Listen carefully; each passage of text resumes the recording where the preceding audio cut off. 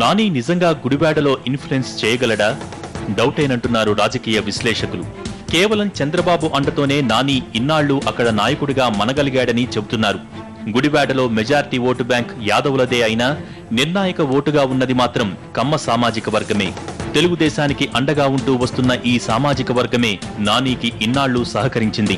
అయితే తెలుగుదేశం పార్టీని వీడితే ఈ అండ కొనసాగటం కష్టమంటున్నారు రాజకీయ పండితులు. అంతేకాక కృష్ణా జిల్లా వ్యాప్తంగా కమ్మ కులస్తులను తన వెంట తిప్పుకునేంత సమర్థత నానికి లేదని చంద్రబాబుకు తెలుసని అంటారు. నాని ఒక రకంగా ఇన్నాళ్లు చంద్రబాబును ఆటాడుకున్నారు.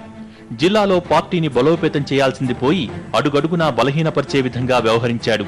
ప్రతిదానికి పేచీ పెడుతూ ఒక విధంగా చంద్రబాబుకు నాని వంశీల వ్యవహారంతో తలపోటు పుట్టింది.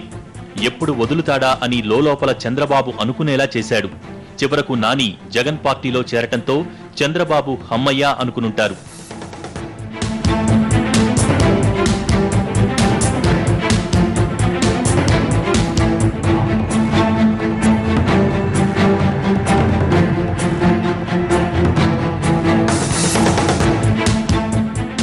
ఇక జూనియర్ ఎన్టీఆర్ది చిత్రమైన పరిస్థితి.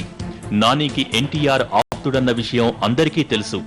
పార్టీని బలహీనపరుస్తూ నాని ఎన్నిసార్లు చికాకు పెట్టినా ఒక్క మాట మాట్లాడలేదు. ఆఖరికి నాని వెళ్లిపోయాక నానితో నాకు సంబంధం లేదని చెప్పాడు. కానీ అతను చేసింది తప్పని ఒక్క మాట కూడా మాట్లాడలేదు. లైఫ్ ఇచ్చిన టీడీపీని వదిలిపెట్టడం ఎంతవరకు సబబని, ఎంతవరకు కరెక్ట్ అని నిలదీయలేదు.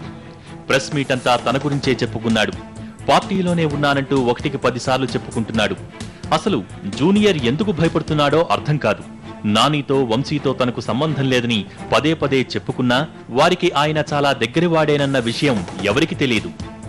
మొత్తం మీద నాని వెళ్లినందుకు చంద్రబాబు పైకి బింకం నటిస్తూ లోలోపల సంతోషిస్తుంటే ఎన్టీఆర్ మాత్రం పైకి గంభీరంగా కనిపిస్తూ లోలోపల బాధపడుతున్నాడు.